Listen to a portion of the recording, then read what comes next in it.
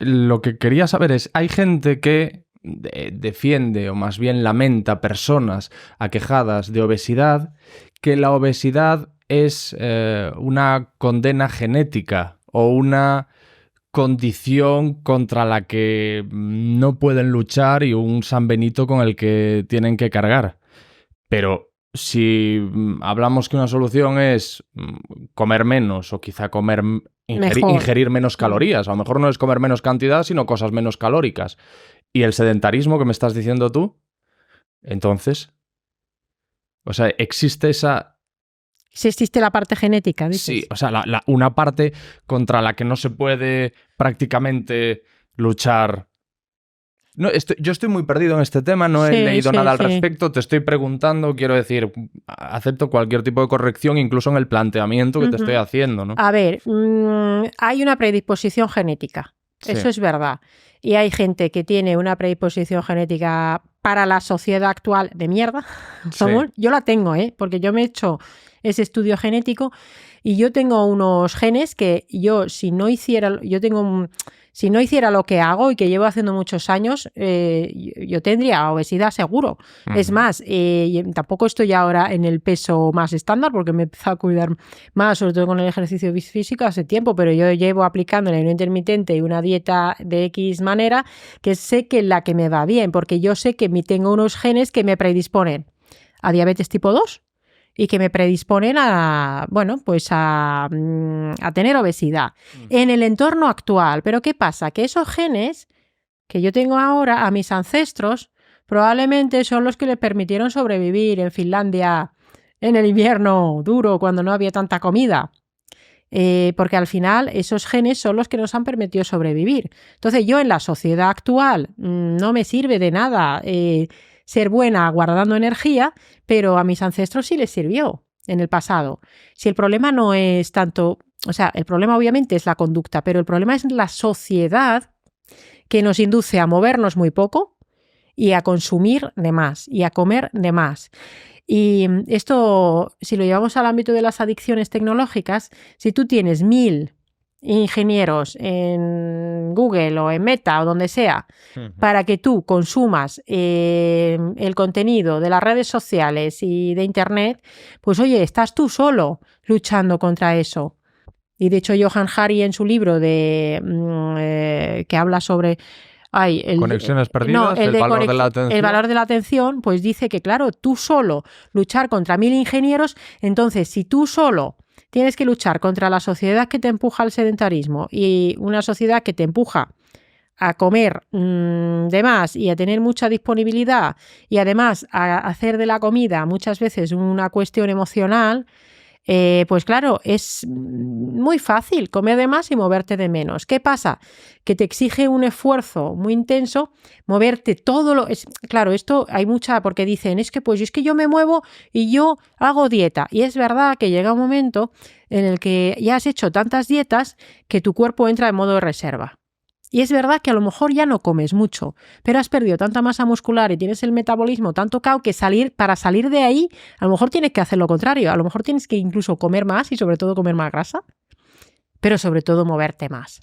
Y aquí, insisto, con ejercicio de fuerza, pero ejercicio de fuerza de verdad, intenso y frecuente, aumentando la movilidad y poniendo una buena planificación dietética, en la mayoría de las personas se va a poder conseguir. ¿Que va a ser fácil? No. ¿Que hay cuestiones psicológicas de traumas que hay que tratar? Seguro. Hay muchas personas que tienen experiencias adversas de la infancia, por ejemplo, y tienen trastorno de la conducta alimentaria y probablemente es que no tendrían que ir a un nutricionista. Lo peor que pueden hacer es ir con un nutricionista. A lo mejor lo primero que tienen que hacer es hacer una psicoterapia. Y ahí entramos en la salud mental. La salud mental, la gente está muy perjudicada y después de la pandemia más todavía. Y me incluyo, que ya lo he pasado mal, he tenido ansiedad, ¿no?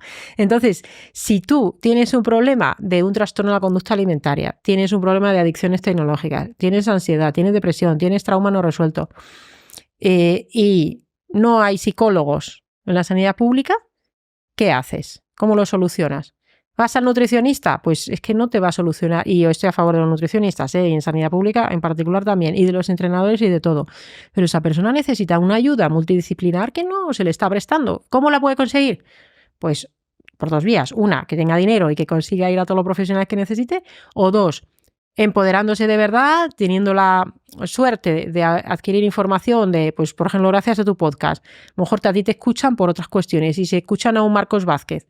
Descubren a Marcos Vázquez y empiezan a aplicar lo que enseña Marcos Vázquez. Pues, ¿por qué no? Una señora una vez me escribió un correo, me dijo que gracias a mi libro de la microbiota, que había intentado unos 20 años perder peso y perder grasa, y que gracias a mi libro había perdido 17 kilos. Gracias a mi libro, no, gracias a que ella empezó a cambiar las cosas y hacer las cosas al revés de cómo nos las han vendido muchas veces, ¿no? Mencionamos a Johann Hari. Uh-huh. Y yo juraría que esto lo leí en su libro precisamente Conexiones Perdidas. Lo hablé con Julio Basulto y lo decíamos, y creo que en el libro viene así, como una causa oculta de la obesidad. Tú has mencionado adversidades en la infancia o en la etapa de crecimiento, y lo que se mencionaba en este libro de Johann Hari es que habían hecho un estudio entre varias personas aquejadas de obesidad que estaban en terapia y, contra todo pronóstico, porque nadie se había planteado tal cosa, habían descubierto que había un patrón en las vidas de muchas de las mujeres aquejadas de obesidad que estaban allí a tratamiento, y es que habían sufrido abusos sexuales y que incluso, claro, a raíz de eso habían empezado a hablar con ellas del tema, le decían: ¿y cómo no nos has contado esto? Y las mujeres decían: ¿y por qué te iba a contar esto? Si no me lo preguntas, yo en qué vengo aquí porque tengo un problema de obesidad, no entiendo por qué. O sea, como que tendrían que haberlo preguntado los terapeutas. Y cuando las preguntaban, hubo una que dijo o creyó entender, llegado un momento, que era un mecanismo de defensa para no resultar deseable y no volver a vivir lo que había vivido en su infancia o en su adolescencia. Sí, yo el libro de Conexiones Perdidas lo tengo de hecho en pendientes porque me parece muy interesante, igual que el de las drogas que tiene ahora con lo Tras el grito, es el primero. Sí, en Estados Unidos, que tiene un problema con eso de que primera causa de mortalidad en la gente joven en algunos estados, ¿no? Sí. Efectivamente, lo de las experiencias adversas de la infancia es un súper melón. ¿De qué estamos hablando cuando hablamos de experiencias adversas en la infancia?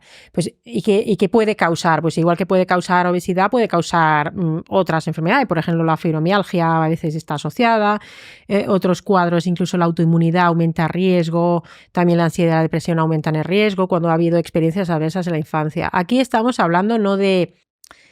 O sea, son cosas gordas que les pueden pasar a los niños y se habla hasta los 18 años, ¿vale? Pues cosas de abusos, violencia en el ámbito familiar, violencia que no tiene por qué ser necesariamente violencia física, porque si el niño cuando es pequeño lo percibe como amenazante, gritos entre los padres, ya eso es una experiencia traumática para el niño, porque lo puede interpretar de una manera pues igual de dañina que si fuera violencia física, ¿no? Que, por ejemplo, los padres se drogaran o que uno de los dos fuera alcohólico, que alguno fuera a la cárcel, que se suicidara alguien del entorno, ese tipo de cosas. De hecho, eso es un cuestionario de 10 preguntas que yo se lo paso a muchos de mis pacientes. Y hay gente que ve el cuestionario, te lo rellena y ni se inmutan, pero hay gente que nada más ver el cuestionario de las cosas que les pasaron se echa a llorar y son incapaces de rellenarlo. Y yo no quiero saber lo que les pasó, porque yo soy médico internista y, bueno, vale, de estilo de vida, pero yo no quiero saber lo que les pasó, porque yo no soy terapeuta para ayudarle a manejarle eso, pero sí que yo he tenido pacientes que me han acabado contando cosas que nunca le habían contado a nadie. Incluso no por nada, no porque yo le preguntara ¿y qué te pasó? Sino que ven eso y dicen, pues es que me pasó esto, tal, no sé qué, y a lo mejor llevan toda la vida sufriendo. Y esto, hay un libro, bueno, esto lo cuenta Marian Rojas también, ¿no? Por ejemplo, en Encuentra tu persona vitamina, pero hay un libro muy famoso que se llama Van der Kolk, que es El cuerpo lleva la cuenta, ¿no? Uh-huh. Que él es un psiquiatra de Estados Unidos que habla precisamente de las experiencias adversas de la infancia y cuenta cómo el cuerpo puede acabar expresando esas experiencias. Y la obesidad, precisamente, pues escuché una vez a una psicóloga que trabajaba en el Hospital de Vallecas, que hablaba hacían grupos de trabajo de personas con obesidad y les exploraban qué les habían pasado. Hay gente que se les había muerto un hijo o malos tratos, bueno, toda una serie de experiencias que les habían condicionado esa obesidad, porque al final el ser humano es un bicho raro. Sí. Y tenemos un cerebro que nos hace humanos y eso nos genera la conducta y la conducta nos puede generar la patología.